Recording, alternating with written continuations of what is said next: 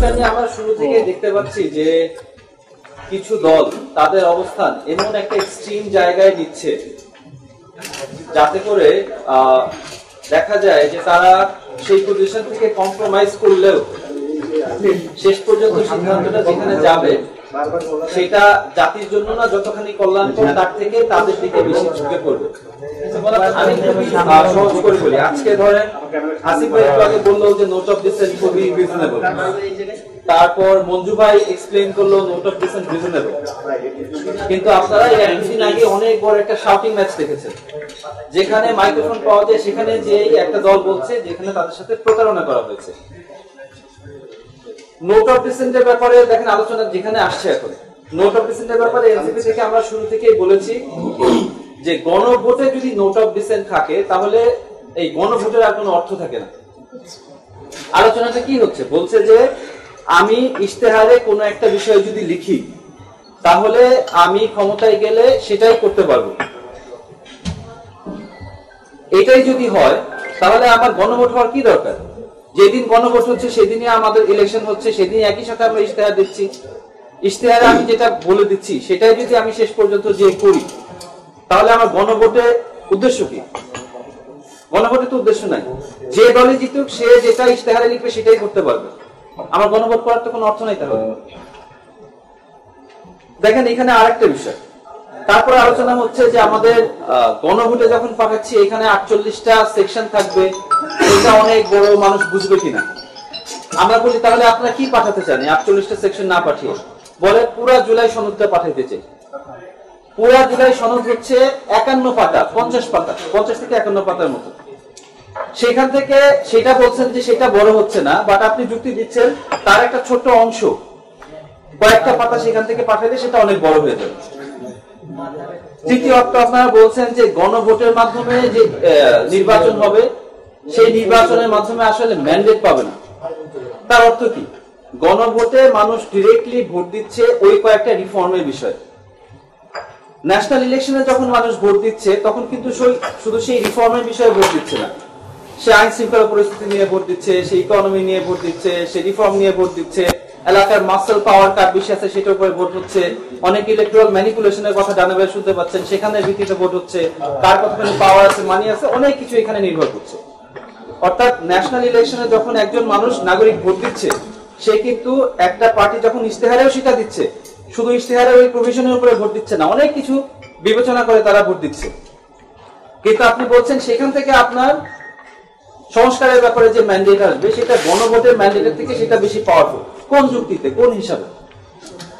কারণ গণভোট তো স্পেসিফিক সংস্কারের প্রশ্ন হচ্ছে, আপনার ম্যানিফেস্টো তো তার চেয়ে অনেক বড়, এবং ম্যানিফেস্টোতে তো আরো অনেক বিষয় নিয়ে মানুষ ভোট দিচ্ছে, এবং ম্যানিফেস্টোতে ফার্স্ট পাস দ্য ভোট সিস্টেমে যেখানে আসছে ওইখানে মানুষ যখন ভোট দিচ্ছে তখন দেখা যাইতে পারে যে 37% ভোট পাওয়ার পরে একজন 151টা সিট পেয়ে যাচ্ছে।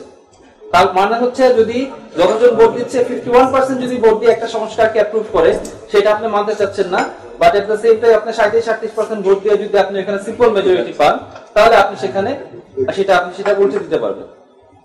তো কোনোভাবেই যুক্তিতে এটা ওই জায়গায় আসে না। আসলে আমি বললাম খোলামেলা বলতে চাই, কি খোলামেলা বলতে চাই, এই নোট অফ ডিসেন্ট নিয়ে যে এত শাউটিং ম্যাচ হচ্ছে এটা একটা উদ্দেশ্য সিম্পল।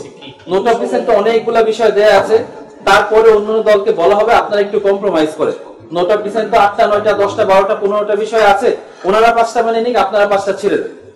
আলটিমেটলি এই 5টা মানা আর 5টা ছাড়ার পরে আমরা যেখানে যাব সেটা জাতির জন্য বেশি কল্যাণকর হবে না পার্টিকে বেশি সুবিধা দিবে, এটা একটা প্রশ্ন থেকে যায়।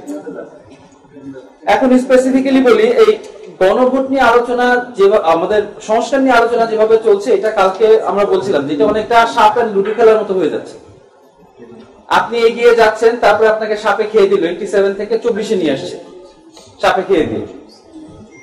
আমরা এই সংস্কার নিয়ে আলোচনা করছি, ঐক্যমত্য কমিশনে আলোচনা করে অধিকাংশ দল একমতে আসলো, এবং সেই একমতে আসার পরে সেটা কিভাবে ইমপ্লিমেন্টেশন হবে সেই আলোচনায় গেল।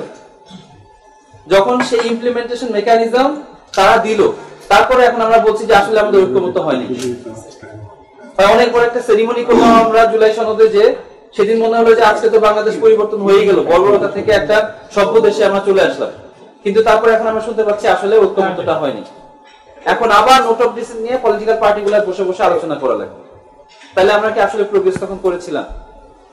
সুতরাং আমাদের এনসিপি থেকে আমরা কি বলছি?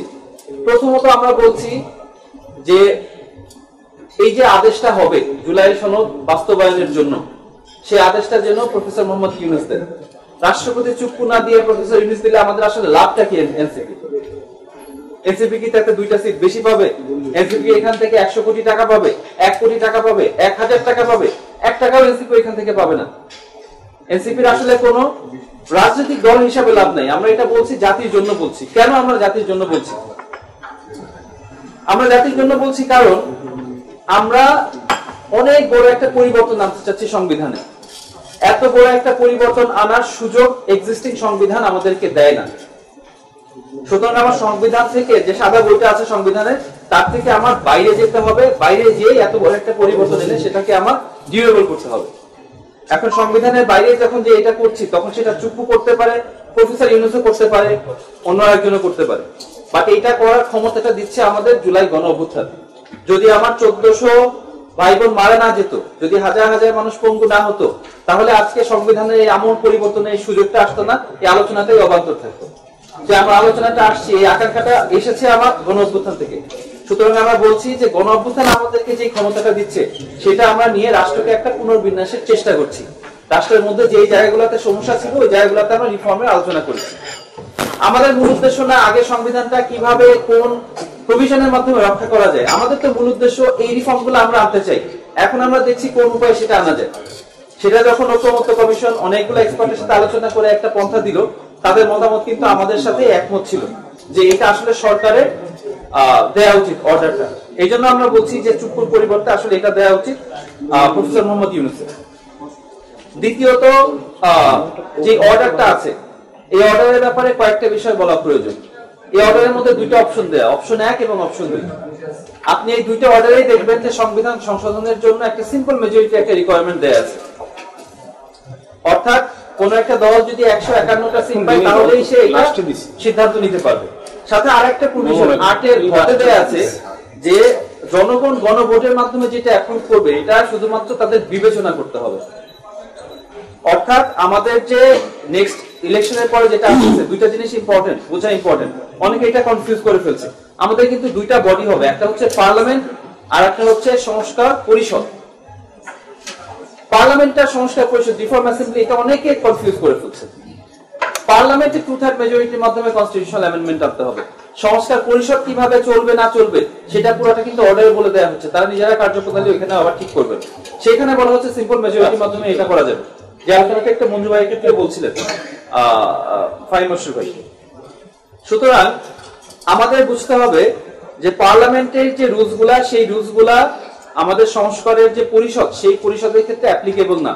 সংস্কার পরিষদ তার নিজের রুল অনুযায়ী চলবে এবং সেই নিজের রুলটা আমরা অর্ডারের মাধ্যমে কিছু তৈরি হচ্ছে, আর কিছু সংস্কার পরিষদকে করতে হবে ডেইলি ডে টু ডে টাস্কের জন্য তারা যেটা করবে।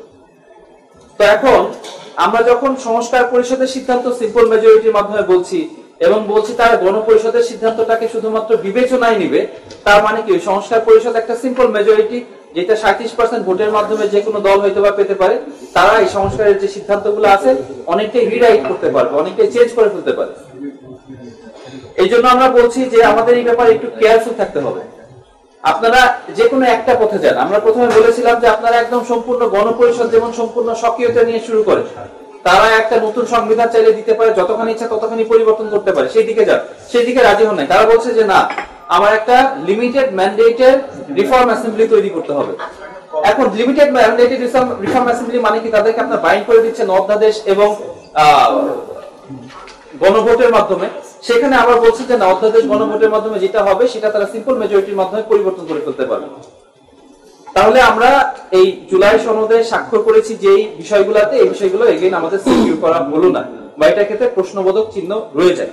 এবং এটা নিয়ে আজকে নাগরিক কমিশন যে প্রশ্নটা করেছে, প্রশ্নটা খুবই গুরুত্বপূর্ণ, যে বিবেচনার অর্থটা কি, বিবেচনা করে তারা সিদ্ধান্তটা কিভাবে নেবে। এই হচ্ছে মোটামুটি বর্তমান অবস্থা। এখন আমাদের উত্তরণের পথ কি? উত্তরণের পথ একটাই, রাজনৈতিক দলগুলা একসাথে যদি না আসে তাহলে এটা উত্তরণ হবে না। সুতরাং রাজনৈতিক দলগুলোর আমাদের কাছে উদ্দেশ্য, এনসিপি একদম শুরু থেকেই একটা রিজনেবল একটা পজিশন নেওয়ার চেষ্টা করেছে। এক দল বলেছে যে আমি কোনো আপার পিআর চাই না, আর দল বলেছে আমি লোয়ার হাউসে পিয়ার চাই। আমরা বলছি না, আপার হাউসে পিয়ারটা আমাদের দেশের সংবিধান সংস্কারের যে পদ্ধতি আছে সেটা স্ট্রেনথেন করার জন্য গুরুত্বপূর্ণ, সুতরাং আমরা ওই দিকে যাই। আমাদের খুবই রিজনেবল পজিশন এখানে ছিল। এখন আবার গণভোটের জন্য দুইটা দল দুইটা অবস্থান নিচ্ছে। আমরাও সেখানে বলছি আপনারা আলোচনা করে একটা সিদ্ধান্তে আসেন, আর নাহলে দেশটা একটা সংকটের দিকে যাবে। But at the same time আমাদের সবার কাছে অ্যাপিল হচ্ছে, আমরা let's make up our mind.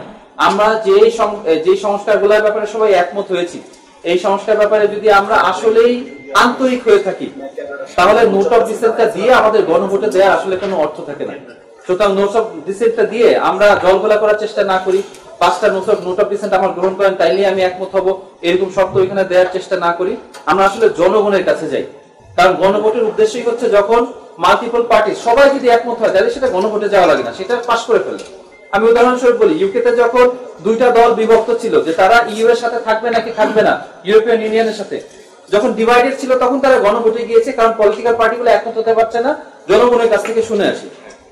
এখন আমরা যখন গণভোটের কথা আলোচনা করছি, তখন আমরা আবার নিজেদের ওই নোট অফ ডিসেন্ট সহ যেন না যাই, আসলে সত্যিকার অর্থে জনগণের কাছ থেকে জানার চেষ্টা করি জনগণ এই রিফর্ম গুলোর ব্যাপারে কি চিন্তা করছে। তারা আমাদের যে ভার্ডিক্টটা দেয়, যে মতামতটা দেয়, সেটা বাস্তবায়নের জন্য আমরা আমাদের যে অধ্যাদেশটা আছে, যে আদেশটা আছে, এই আদেশটাকে সেইভাবে করে লিখি, বিবেচনার অর্থকে এটা ক্লারিফাই করি, এটা বাস্তবায়নের দিকে চলে যাই, নির্বাচনের দিকে চলে যাই।